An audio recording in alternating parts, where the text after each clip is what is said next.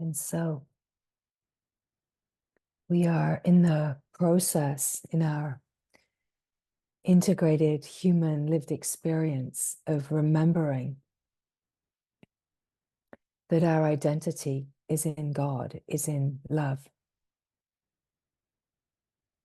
That what we are is an all-encompassing field of love, that we are one great glorious love, one great glorious field of light, that we are made of light. And we are in the process of remembering this truth.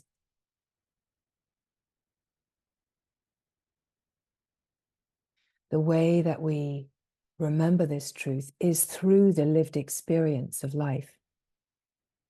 And so what is so important is that we truly recognize that everything is grace. Everything that happens in the play of life is grace. There's nothing outside of this glory. And it is the mind that divides. It's the mechanism of protection that divides. And so our lived experience is the distillery where the alchemy happens, where the transmutation happens. Our consciousness, our nervous system, our innermost openness to the fullness of our lived experience and opening to the fullness of how all-encompassing this life actually is. That whenever we feel like not this, or oh, this is distracting me, or this isn't the glorious truth, or I don't want that part, and what I want is this part, that we recognize that we're in a protective patterning that is dividing and limiting, and that actually what is required is not for us to protect and divide, and let's say be focused on, well, I like the spiritual part of my life, but the other part of my life, the more worldly or the mundane or, you know, the duties and all of that, I'm not so keen on that part. It's about recognizing that there is no division. How can we truly live in the frequency of the unified field that is all-encompassing love if we are dividing our experience according to what we conceptually think can be included and what is not a part of it? And this is why our lived experience is such potent alchemy. Our lived experience is such potent alchemy because it's where in our direct experience, our lived experience, we have this possibility of naturally integrating, embracing, blessing, and really shifting our lived experience to the frequency of the unified field and the remembrance of the love that we are, right? That shifting doesn't happen outside of us. And it definitely doesn't happen in an atmosphere or environment of making wrong, making myself wrong. I've done something wrong. There's something wrong with me.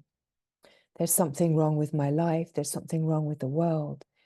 That integrative, all-encompassing, all-inclusivity doesn't happen in an environment that is opposing life, that's pushing life away, that's pushing anything away. It truly is in the recognition that everything is included, that we start to resonate more fully, more multidimensionally at the frequency of the love that we are and the frequency of what has been realized, and the way that we refine and keep opening to finer and finer frequencies and layers of consciousness that are yet untapped, let's say, is through the lived experience. And such an important part of that is recognizing that the mind and the body and the lived experience are part of the wholeness. That if we're attempting to transcend away from mind and body, that we're actually moving in an environment that isn't all inclusive. Right? So when we hear the speaking, I am not the mind, I am not the body, what that is really pointing to is I am not limited to the mind. I am not the story. I am not captive. I am not what I believe. I am not limited to the physicality. I'm not limited to the character and the story and the projected world that the mind creates as an appearance. This is what this is pointing to. I am not the mind. I am not the body. It's not asking us to dissociate and, let's say, transcend or try to get away from the mind and the body. Because trying to get away is a protective mechanism. Trying to get away from the mind and the body is actually a mental idea of, oh, in order to come to this realization, I have to get away from the mind and the body. But if that's a conceptual mental idea, it will never work, right? We only come to this realization through recognizing and remembering the frequency of our true nature and our true lived experience, which is an all-inclusive naturalness. It's not about ever trying to get away from anything. Yes, that there is a truth. I am not the mind. I am not the body. I'm not limited to being a story. I'm not limited to my concepts and beliefs and protections. But of course, we can only really come to see what this is pointing to as we open. And the opening has to be into the presence, into the simple presence of being. Opening into the presence that is natural and free. Opening into the stillness, the silence of being. Because here in the frequency of the field of open presence, we actually start to directly experience the frequency of openness, the resonant field that is wide awake and gloriously free. We actually start to directly experience in a way that brings us to a knowing, oh, hear the presence, hear the expansive field, hear the recognition. I'm not the person. I'm not limited to the mind-body. What I am is an expansive field that is infinite and boundless. What I am is the timeless, eternal being. What I am is this field that is ever open, ever free, omnipresent. And in this felt sense and recognition, recognizing, right? We're recognizing, and the recognizing is opening to dimensions, we could even say, of the subtle functioning of the brain that are untapped and unused. Opening to the subtle functioning of the consciousness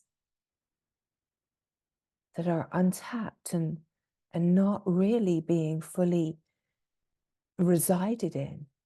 And we're opening to reside more fully in the wholeness of what we are, in the truth of what we are. And so as we come to remember the identity in God, the identity in light as light, that we're opening to the presence, and as we open to the presence, we're opening to the presence of God. And we're opening to what God is beyond all concepts beliefs and mental understanding of what God is. Because it's only in the frequency of God, in the presence of God, can we come to recognize that what God is definitely not what we imagined God to be. That God isn't an entity or someone or something, that God is life. God is eternal life. God is the light, eternal, infinite, boundless.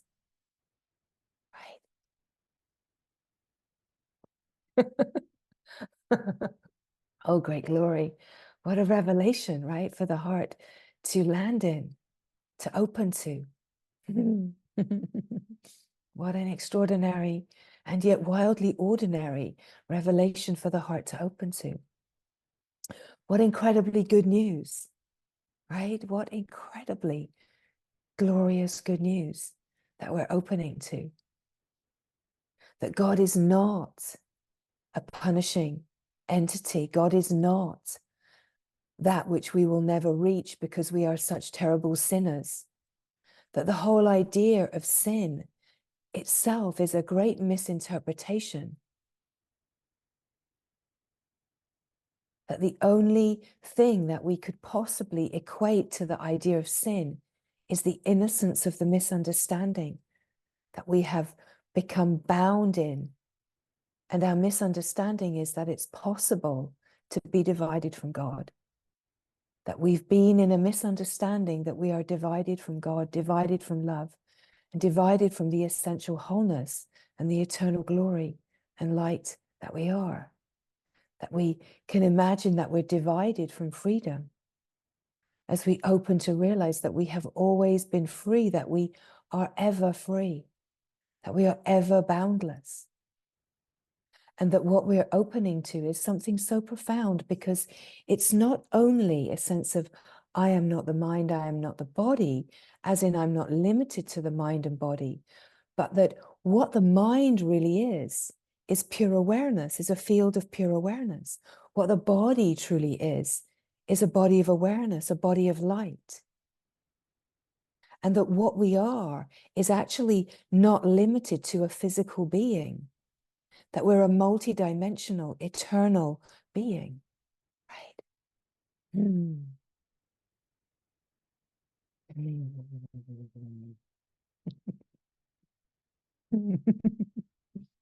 Mm. Mm. Ah. Mm. It's a celebration. We are immortal, right? We are not mere mortal beings. We are not bound by mortality. Wow, right? We're not bound by mortality.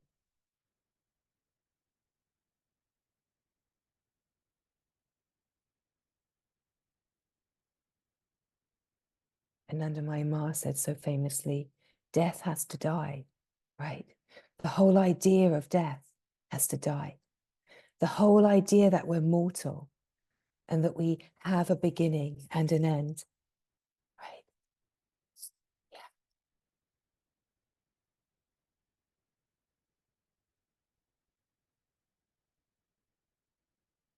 The whole idea that we are limited, that we have an expiry date, right? All of that is what we see through.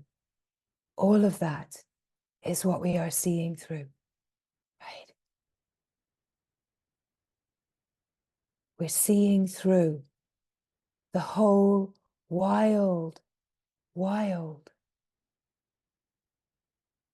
and glorious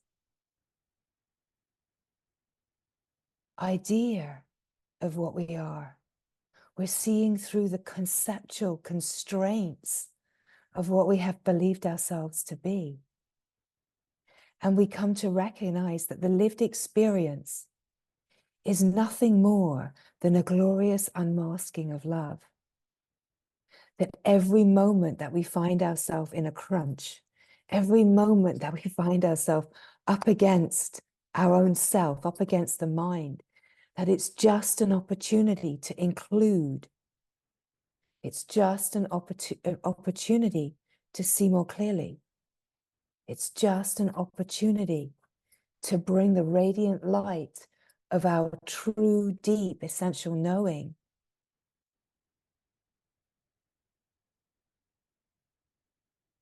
into the clearer recognition that we are not bound by anything that we believe in, anything that's conceptual, and the depths and lengths and breadths of possibility that we can open to and what we can include is infinite, right?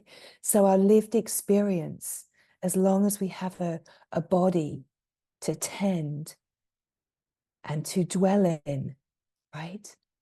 That we are the life, we are not the body, right? We are the life that gives life to the body. We are the life that animates the body. And that life is eternal, ever free, right? We are not the costume that we wear, however glorious and miraculous it is to be residing and wearing a costume and having this experience of a human life. This is not the limitation of our capacity and our multidimensional beingness. That we are extraordinarily free and we are wildly immortal, right? That we are not bound by anything that we imagine that constrains us, that we're not bound by anything but our own thoughts and our own belief systems and our own concepts. And are we willing to be shaken and stirred and rattled? Are we willing for our cages, our self-created cages, to be rattled so that we can be truly free, right? Because what is rattling first to see that we're not a prisoner in this life, that we are only held captive by our own mental understanding and our limiting beliefs, and that our true nature, our essential nature, and the light and the love and the glory of God that we are one with and created in our human life in the image of, we are never bound. We are always free.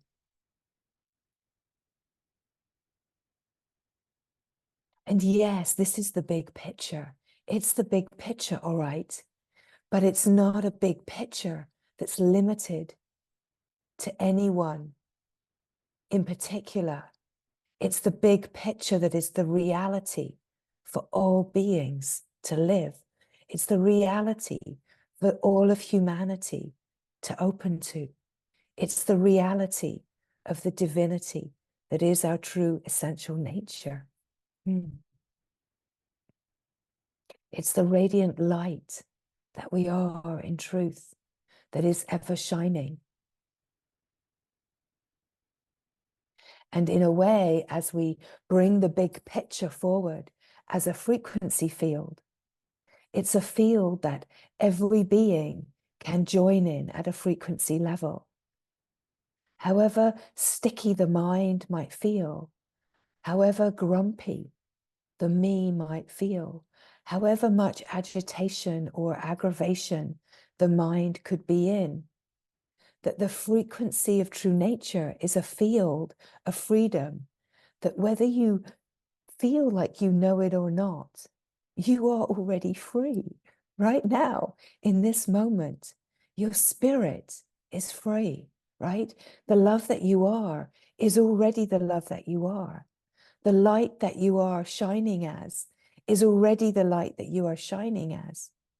And really, this adventure is about opening to that, opening into the fullness and the glory of what you are, opening into the fullness and glory of your own wholeness, right?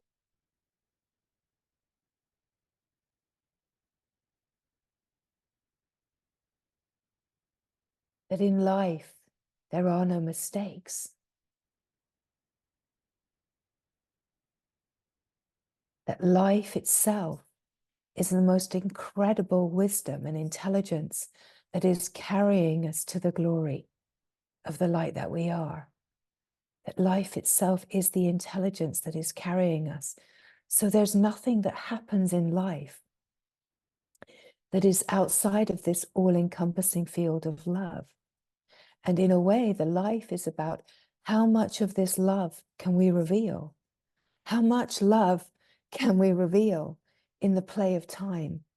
It seems like our human life, seems like a mortal life. How much love can we reveal? How profound can we make this lived experience? How deeply can we live? How willing are we to open and open and open and to keep revealing the love that we are? How willing are we to not try to stay in the comfort zone, but be willing when life offers us to go out of the comfort zone in order to reveal what could you not see if you stayed comfortable, right? What could you not see if you just stay in the groove and the track of my life and the way things are and what makes me feel safe? What will you not see? What will you not reveal within your lived experience if there's a habit and an addiction to play it small, to not receive the graced invitation to explode beyond the edges of what you know and where you think you are? What if we don't identify with anything?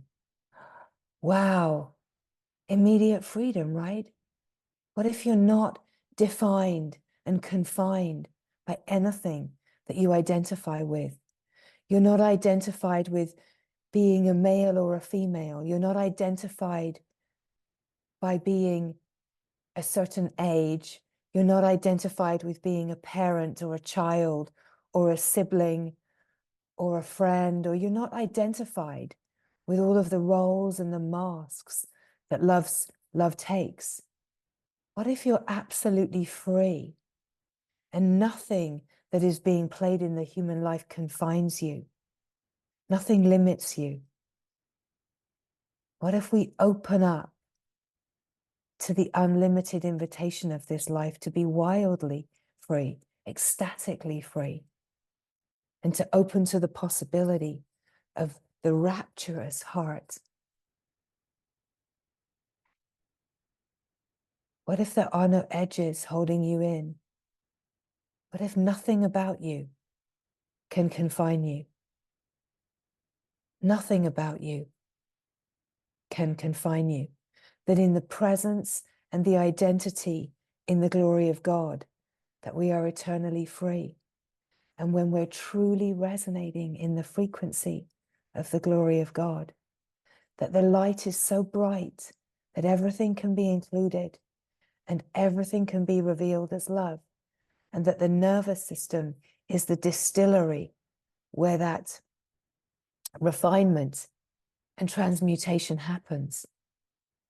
That if we're willing to live at the edge, right at the edge, right at the edge, that feels like that kind of turbulence when a plane is landing, right, through the clouds, a little bit jittery, right? Just as it's like you're going full speed, but you're kind of breaking orbit into realms of yourself that you don't already know. You're breaking orbit into the unknown, and it's a little turbulent, right? Or maybe it's like as you break orbit and you're in your moonship and you're in your spaceship. You're just breaking orbit through the gravity field, and it's a little shaky, but then suddenly, right? Whoa. And you're opening to dimensions of yourself. Wow. Wow. right? And it could be something as small as you realize that you have the capacity that you're stronger than you thought you were, that actually you have the capacity to eat something with gluten in and not get a bellyache. Wow, right? In the presence of God, that you're not confined by all the things that you think that you're limited by. That, it could be something really, really massive that you're like, wow, I'm one with God. Wow, right? Right. Could be just like, wow, I can walk an extra mile and actually I'm okay. Actually, I feel fantastic because I pushed it an extra mile, right? That when we don't limit ourselves, like with a way of expecting, oh, it's going to be hard. I'm going to make that phone call and it's going to be difficult. I'm going to send that message and it's not going to be well received, right? What if we just don't create with our thoughts of limitation the idea that it's going to be hard, it's going to be wrong, it's going to be difficult, it's going to be challenging, I'm going to meet a wall? What if we are just in the radiant presence that doesn't know what we can't know? We can't know. We can't know what we don't know, right? We've got no idea what it's going to be like. We've got no idea. And what if we don't limit ourselves in ideas of how we think it's going to be? Wow, right? I don't know. I don't know how it's going to be. And even if that feels terrifying, I'm going to say yes. And I don't know how it's going to be. I don't know. I don't know if the food's going to be organic. Oh no, right? I don't know. I don't know. I don't know if I'm going to be able to handle it, right? I don't know. I don't know if it's going to be, too noisy. I don't know if it's going to be too much for me. I don't know. What if we just don't know? And instead of saying, oh, it's going to be this, it's going to be that, it's going to be hard, I'm not going to like it, I'm not going to fit in. What if we just open to the invitation and say, I don't know, but how glorious. Because when we truly don't know, we're living at that evolutionary edge where we're in the possibility of breaking orbit into something that, yeah, we don't know. I don't know, right? Mm. Mm.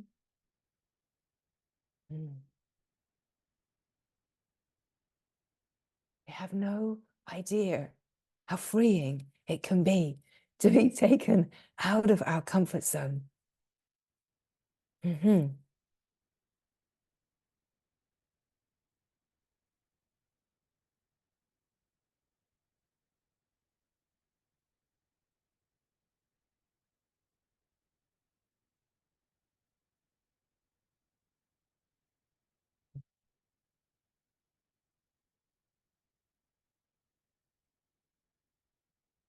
So we open in the moment to whatever life brings in. And we say, okay, yes, right? We can say, okay, yes. And okay, yes, there are some feelings here. Okay, yes to the feelings. I welcome the feelings. Okay, there's some resistance here. Okay, I say yes to the resistance. I welcome the resistance. Okay, there's some more feelings that feel deeper. I say yes to those feelings. I say yes to myself being right here present with this experience, right on the edge, right here now. And I say yes to what's happening in my nervous system. I say yes to all that I am, all of the parts of myself that are here. I say yes, and I open to deeper intuitions. I open to places that I wouldn't otherwise know these feelings, or let's say be able to release and bring these feelings forward and welcome them and bless these parts of myself. I wouldn't otherwise be able to reconcile these pieces of myself. in this moment here in presence, in the presence of God, I see the light that I am is shining as the principle of illumination and welcoming everything. Can I welcome everything? Can I just say yes? Can I be joyous here even? Wow, what a revolutionary idea. Can I be joyous here? Even if there's a part of me that says, yeah, I don't really want this. I'd really rather it was. Can I welcome that part of me? Can I open that there are things that are possible here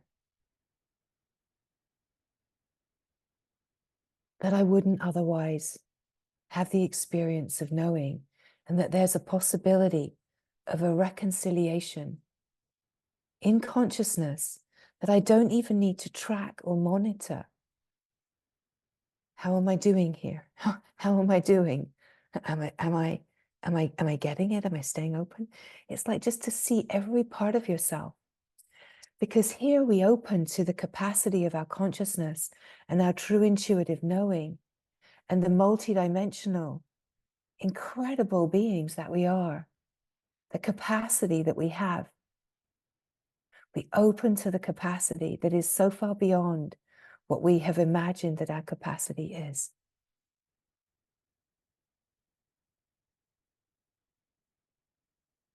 How glorious, right? How incredibly glorious.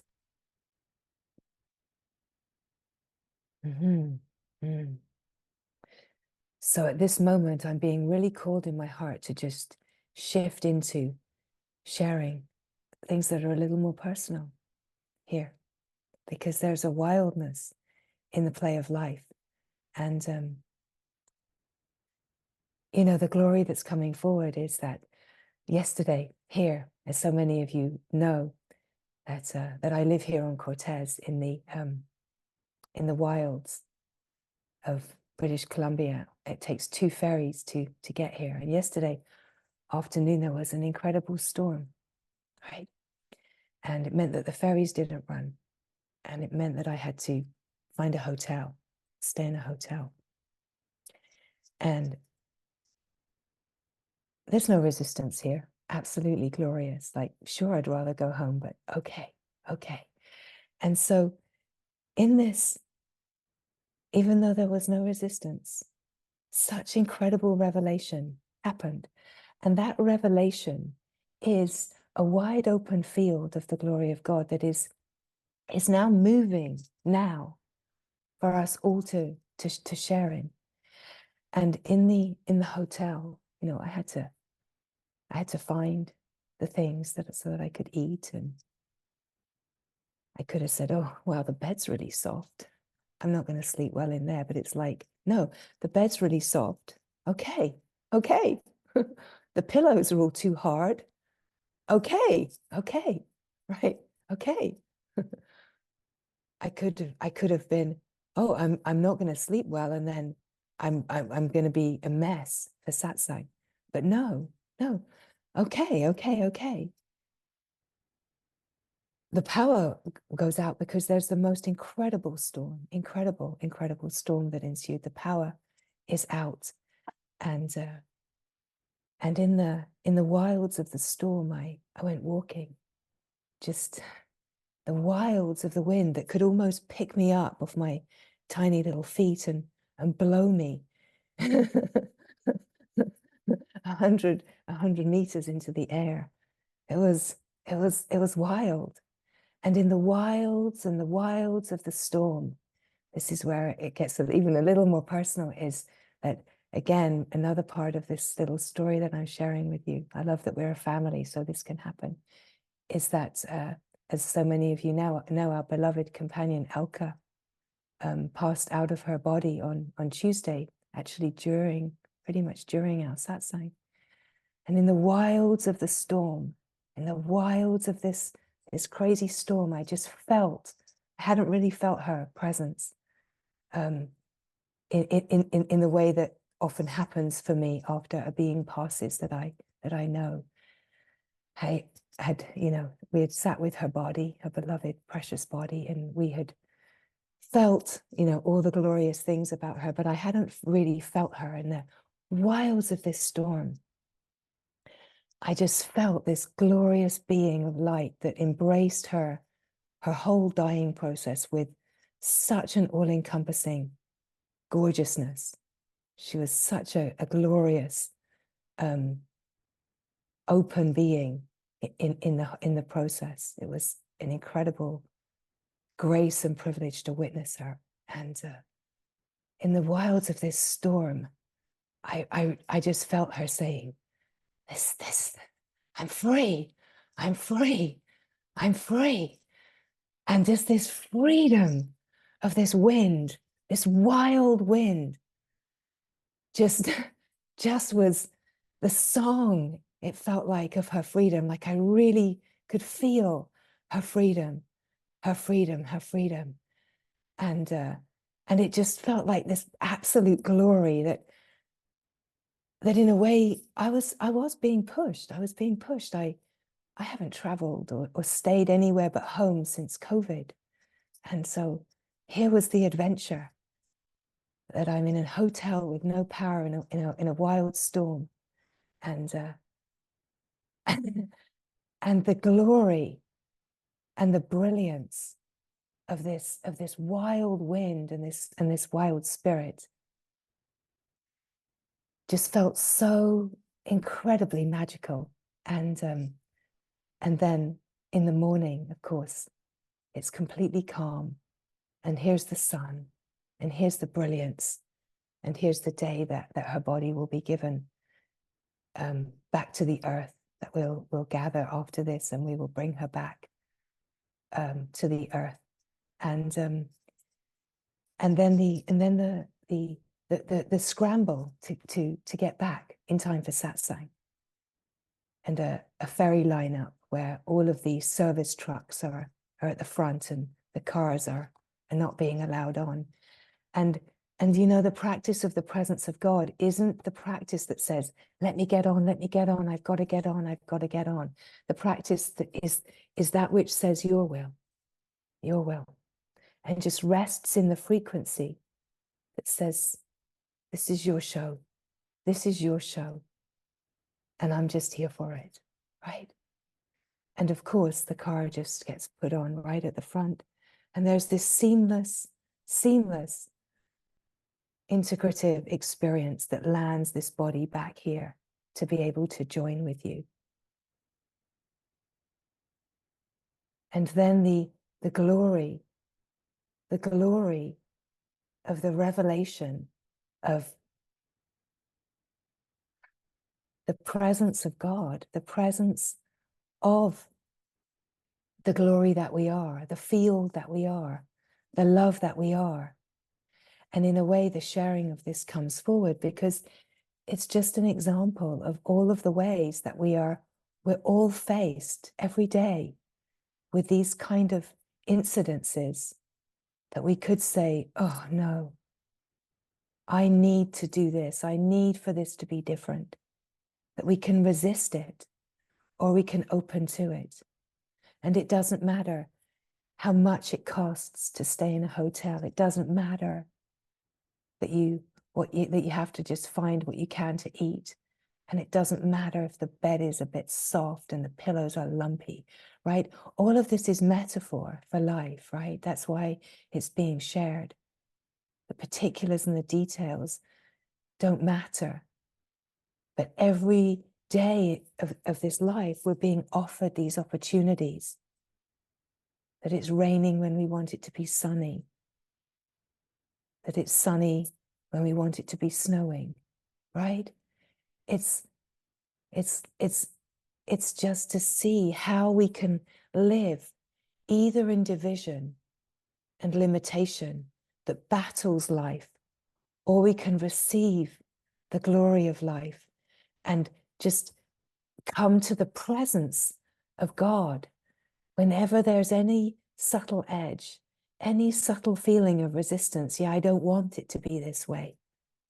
It's not about trying to use my will to manifest something different. It's about surrendering to thy will so that my will is thy will. right? As soon as we surrender my will to thy will, we break orbit, right?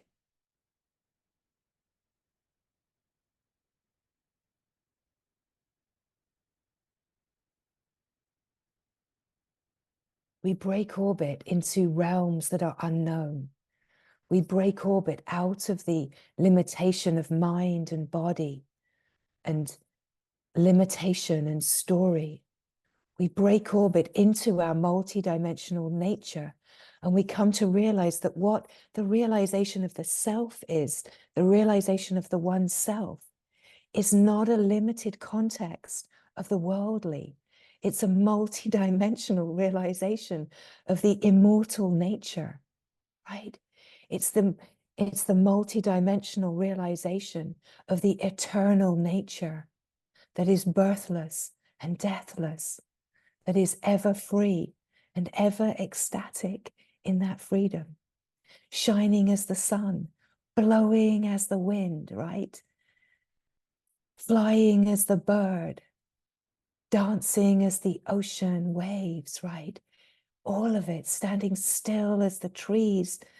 Every single little fiber of this lived experience is the glory of God, is the presence of love.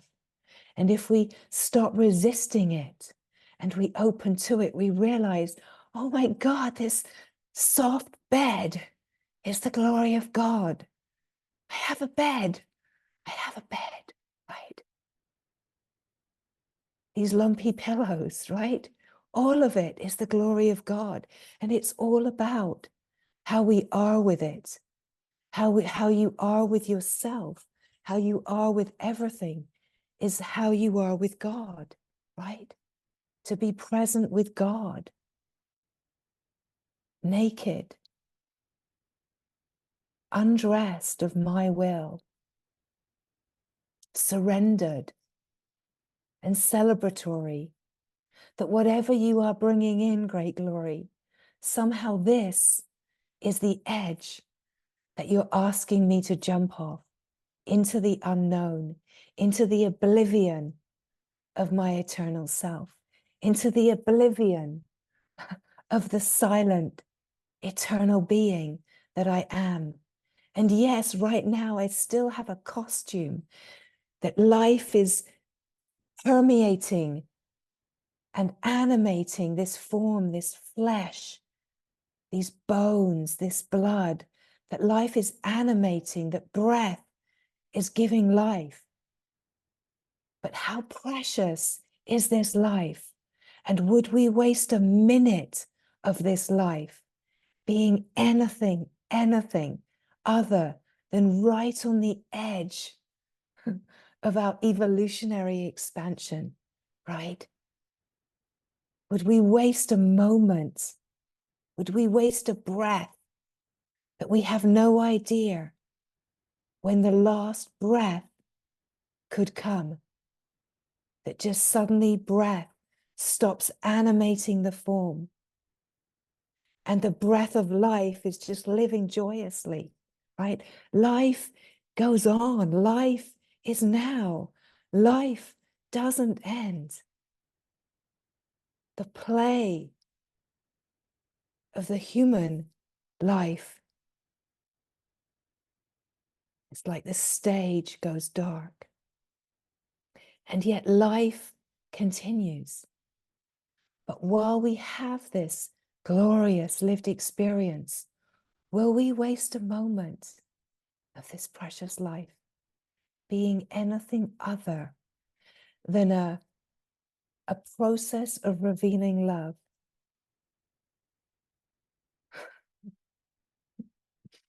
Mm.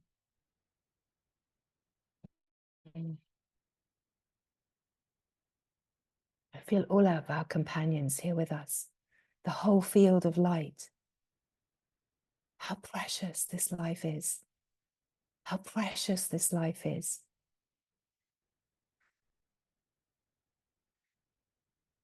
Receive every breath as the glory that it is. Really notice how every breath, it's like we stop, breath stops. It comes again. That is grace. It releases. It stops. We're open to the infinite. It comes again. Do we take this breath for granted? Right? Every breath is a gift. It comes again. It's released. We open to the infinite. Oh, what grace. It comes again. Right?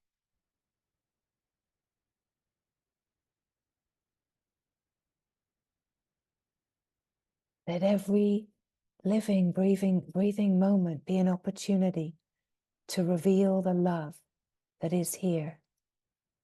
Let every graced breath and living moment be an opportunity to reveal the glory of love that is here, to see the love that is here, to be the light that is illuminating and revealing the love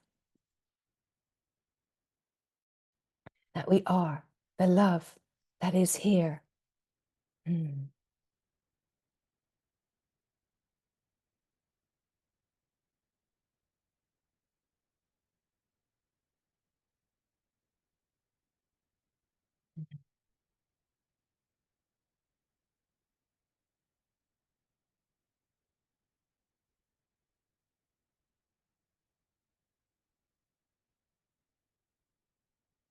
To feel the wildness of life,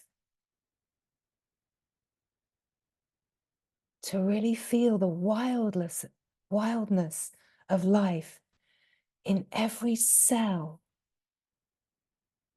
the aliveness of life, the aliveness of true nature, the aliveness of the true being that you are,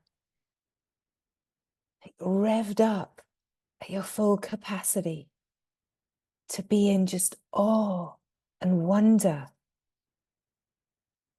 wonderment at the revelation that this life is. And that exactly what is being lived is exactly what is needed to keep the evolution unfolding and the dance, the celebratory dance of this life in the unknown, in the glory of the unknown, right? Mm. Mm.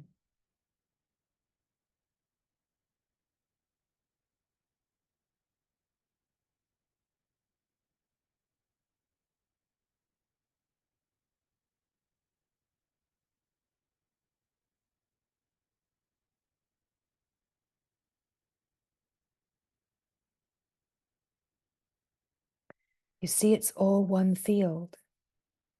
It's all one undivided field. Nothing is outside. It's one all-encompassing, undivided field. There is nothing else. There is nothing else. It's one undivided field. It's seamless, a seamless flow of life. Mm.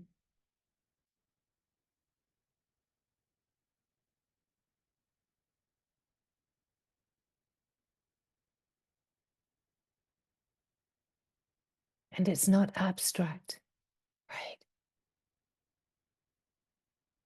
And what we mean by that is that we open to the expansiveness of our true nature, recognition of the infinite field, that we can feel the infinity of the field, and yet we can also feel the coordinates of the point and the lived experience and feeling and receiving and really being right in it, not dissociating or trying to get away from the lived experience, that the lived experience is the fullness of where we really come to know our wholeness. That yes, we can have openings where we open to more of the transcendent field, but how the whole sense of the awakening to our true nature integrates is in the living of life. It's not by dividing ourselves from life. It's not by pulling out of life. It's about realizing that the absolute fullness of life is the way. The way is in the presence, being present in the fullness and the wilds of life. It's how we come to be free in the absolute and free on the surface of life.